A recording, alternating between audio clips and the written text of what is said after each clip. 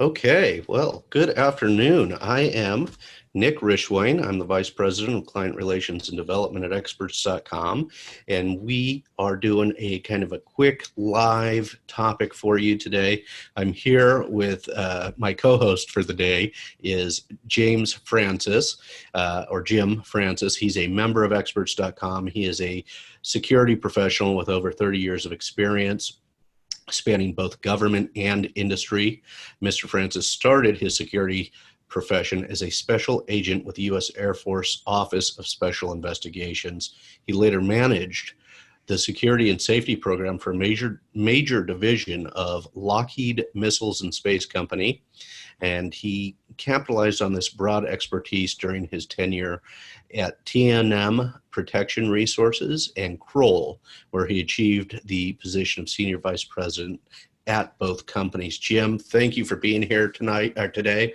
I also want to thank Jim is one of our members who suggested this, that we do a live video today and discuss this issue that is all over the news. So I want to thank you for suggesting that, Jim.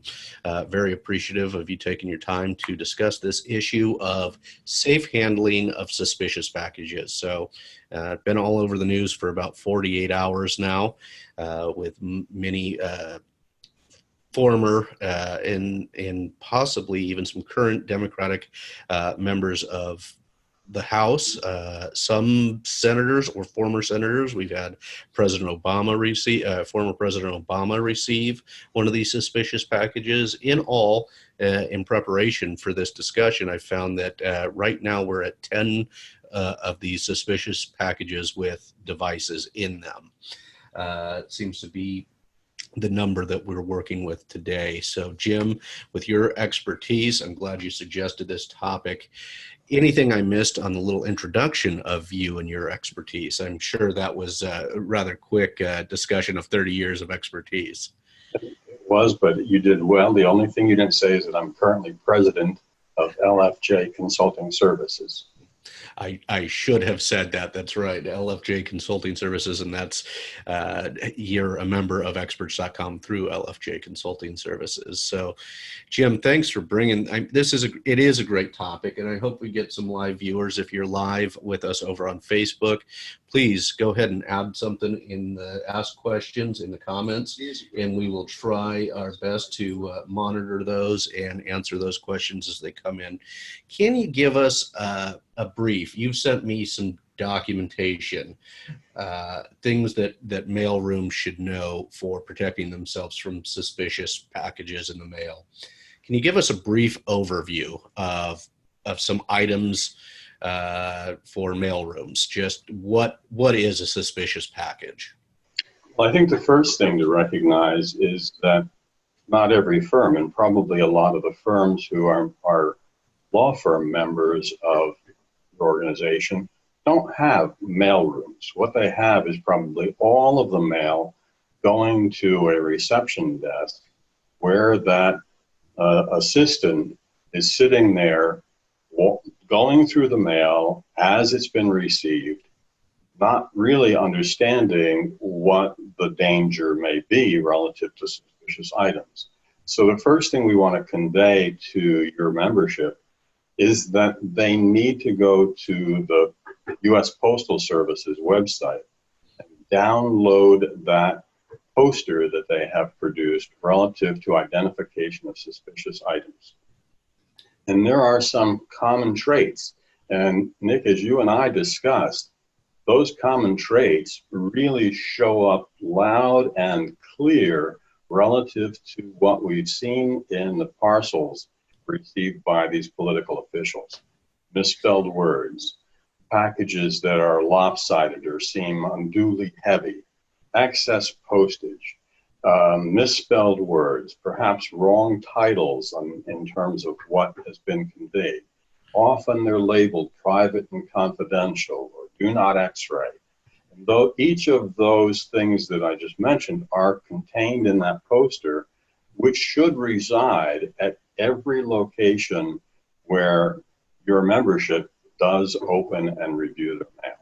Yeah, I think those are fair comments. I'll say this much, Jim, and forgive me if I'm looking off to the right here. I've got other monitors. That's where I'm checking out our Facebook feed to make sure if anybody's asking questions, I want to make sure to see that that we're answering those. But as a layperson, it was funny because as soon as you sent me and as soon as I opened up this suspicious mail packages document, which I'll put for those of you watching on Facebook, I will put that underneath. I will post that link to the USPS suspicious mail package poster so you can see that for yourself. It's really quite interesting to take a look at this. But the first thing that I saw was immediately multiple stamps, and that looked strange to me. All right. Just as a layperson, I was like, why are there so many stamps? This is a common practice for these suspicious packages, it seems. Well, they don't want it to be returned to them, and they aren't going to go up to the postal counter and hand it to a postal agent and say, please mail this for me. So what they'll do in their little darkened room, wherever that may be, they'll slap on it however many stamps that they think are necessary to get it through the mail system so that it doesn't pause as somebody's looking at it because it's overweight and understamped. Gotcha. And the other one, and this was really surprising, Jim had shared with me the misspelled words, which a friend actually pointed out that I think a lot of the return addresses, or at least some of the return addresses, were to Congresswoman Debbie Wasserman Schultz, and they misspelled her last name. Right. That one, a friend actually pointed that out to me this morning. This other item that you brought up, or that the U.S. Postal Service brings up, restrictive markings such as personal, confidential, or do not X-ray. Really bizarre to me that I would see something that says do not X-ray. As a layperson, I would say there's something wrong here. Why would I X-ray? Why would somebody tell me not to X-ray something? Right. You should raise your red flag immediately. And as we talk, Nick, the really important conversation is that folks need to pass this information on how to identify something that's suspicious to their mail person, whoever that may be. But more importantly, they need to tell them what to do if it happens. And, as also we talked, some of our law firm partners are into controversial areas and may themselves become targets to this kind of either hoax that causes fear and panic or an actual device. So their person who is maybe their executive assistant or the receptionist, whatever it may be, that person needs to know what to do if they see something that meets this suspicious criteria. So as you and I talked, there have been some mistakes made by people where they took this package, device, whatever it may have been, and then started running around the building with it, or ran outside with it, or opened it. Once they have identified it as suspicious, what they need to do is put it down at perhaps their desk or workstation, whatever it may be. Advise others to get away from the area, so we're now isolating this package because we don't know what it may be. Right. And then I usually recommend that they have someone else call the authorities so that they can go immediately and wash their hands, from the tips of their fingers to the bottoms of their elbows, and wash in good, warm, sudsy water for about 20 seconds, which is what CDC recommends for decontamination. And 20 seconds just happens to exist in the song Happy Birthday to You. So if you're in the situation where you were the recipient, the actual person who touched the envelope, go to closest bathroom, warm sudsy water, wash from the tips of your fingers to the tip of your elbow, singing happy birthday to you to yourself or whomever might be there helping you or assisting you, that would be the appropriate amount of time to... That would be a good time, because very few of us can actually by our own mind say what 20 seconds needs to Right. be. And it's not likely we're going to be timing it on the stopwatch. That's So doing something that's simple that just happens to last 20 seconds really helps you identify it. It might actually the thing that popped into my mind during that when you were telling me this was that maybe, you know, if you're kind of overreacting, saying something like that, a good kind of a nice mantra to tell yourself. It could also calm you down, and hopefully, if there was anything there, you'll have another birthday. Right, that's right, that's right. And the other thing that popped in my mind, that instant washing of the hands, I can only kind of help communicate to our listeners, and I want to thank Morris Lilienthal for jumping in. He's an attorney out of Alabama. He said, "Great, timely topic. When in doubt, let someone else open the package," is what he says, jokingly. But it is. He says it is a great timely topic. Morris, thanks for being here. Please let us know if you have any questions. Um, but the instant washing of the hands reminded me of, you know, that if you get something in your eyes in chemistry class, junior year chemistry class, the first thing I remember, I feel like it was day one of chemistry class, they talked about the safety procedures and immediately washing the eyes, immediately washing any chemicals off of your hands, things like that. Um, and you brought up the washing of the hands for a couple of reasons. What we've seen recently in the last 48 hours are rudimentary, potentially pipe bombs. Although I can't tell you that I've seen that there was necessarily any explosive device in the pipe bombs that I'm not sure if that's been reported on or not. From appearances, From appearances. Go on right now. It appears to be a simulated weapon. Okay. But there's other suspicious packages that we must concern ourselves. Absolutely. As you know and recall, there was just the recent incident of ricin being sent in the mail. There are also situations where, so that would be very dangerous to have somebody open, and thus the need to wash the hands. There are also many instances of suspicious powder that have been sent as a means of creating panic and giving a threat and instilling fear in the recipient of such a package. Yes. Okay. And that's good to know. And I think you said even most recently, and I almost forgot about this. Another friend, attorney Bernard Nomberg, is with us today. Yeah, I had forgotten, but Jim Mattis, our Secretary of Defense, just received what was assumed to be ricin. I don't know if they ever just. They did confirm that it had small quantities of ricin. Small quantities of ricin. So it's not just pipe bombs. And I will say, in my years with Experts.com, we've had security experts with us for several years, and there has been, it doesn't get a lot of news, but law firms have become bigger and bigger targets because they're often and it used to be predominantly criminal defense and family law, where people are dealing with very emotional topics.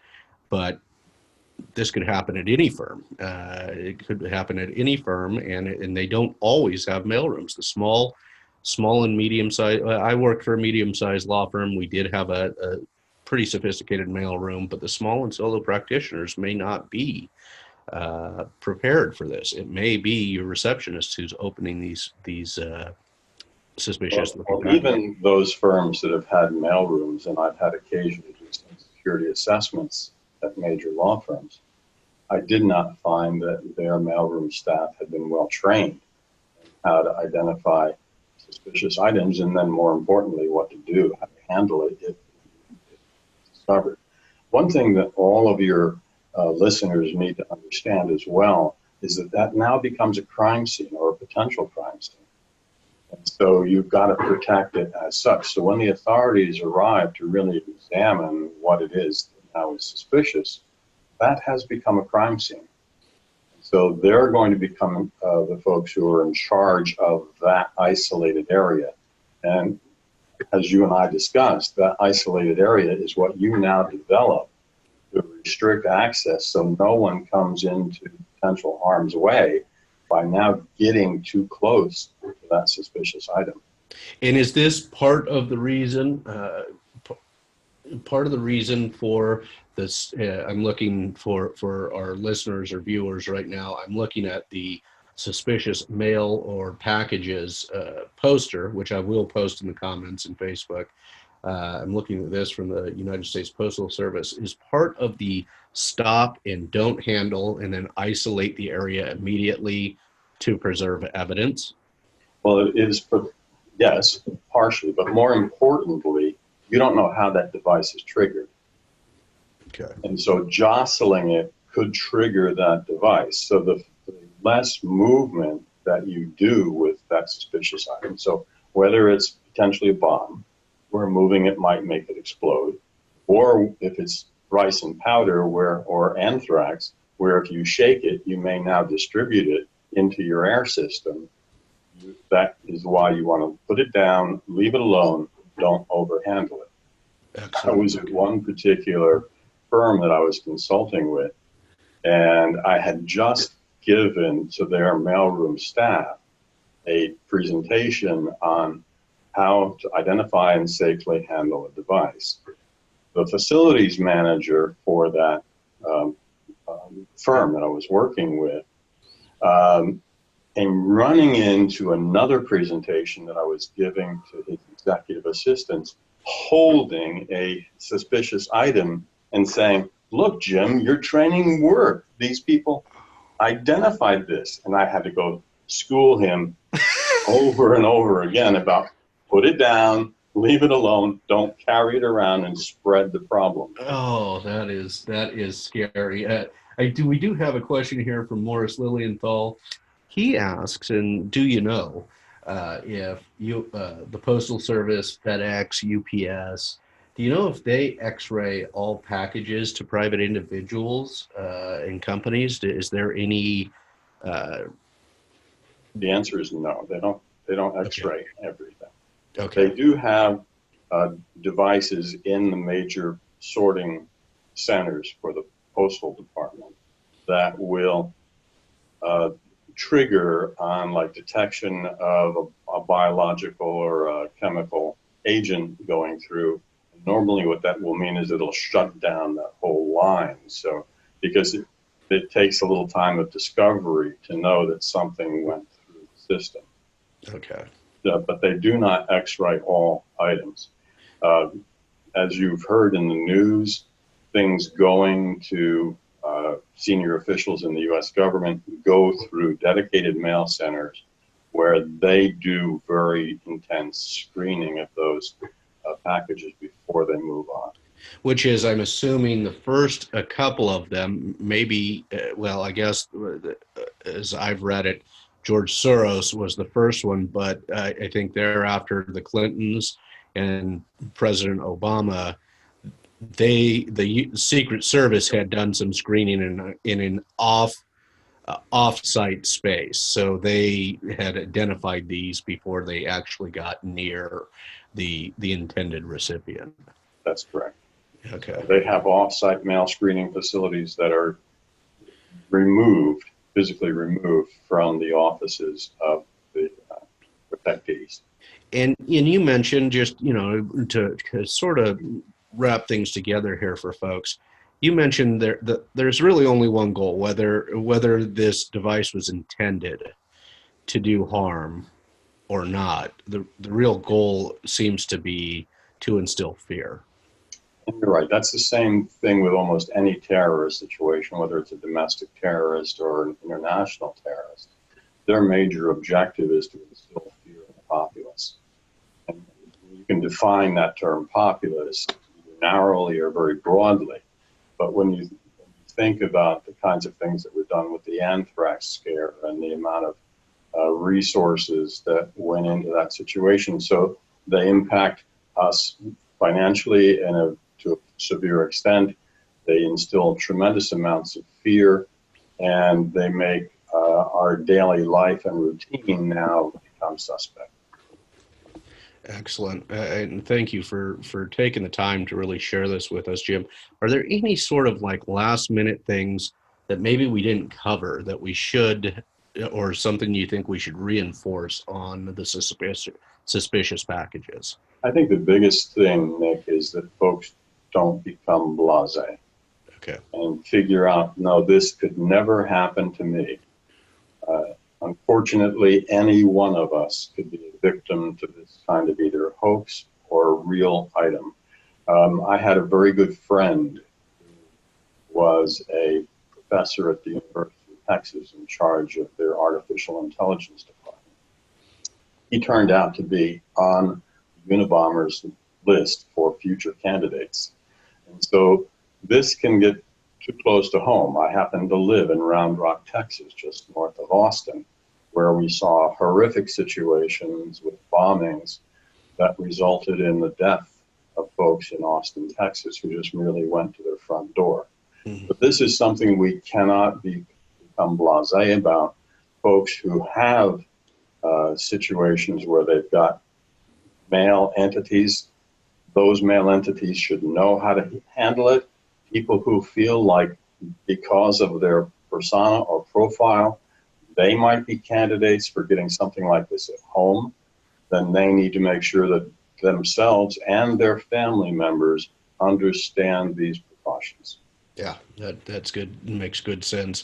Yeah, I know that's a lot of reasons why companies and certainly some lawyers that I know have developed the routine of having items sent to a PO box. Businesses often sending to a PO box. Not you still have to go and retrieve it, but hopefully you're keeping it away from your home or where your children play. So that's I think just about it for us, everybody. My guest today and the catalyst for this is Jim Francis. Jim, how can people get a hold of you if they'd like to? Well, thank you for asking, Nick. My email address is jim.lfjconsulting@att.net, and my phone number is 512-989-9198. Excellent. And there is a website as well, is there not? I don't have a website for my firm. I Okay. chose to just go through LinkedIn. Okay. All right. And utilize the good services of your firm. Oh, well, thank you so much. Yeah, Jim has been a good member. He's got articles on our site where you can read about school safety and related topics as well. And this video will be available on his profile shortly. Jim, I thank you for bringing up this important topic today, and hopefully we'll do this again in the future. All right. Thank you, Nick, and thank you all who came to listen. Yeah, thank you, everybody, for watching. Bye-bye.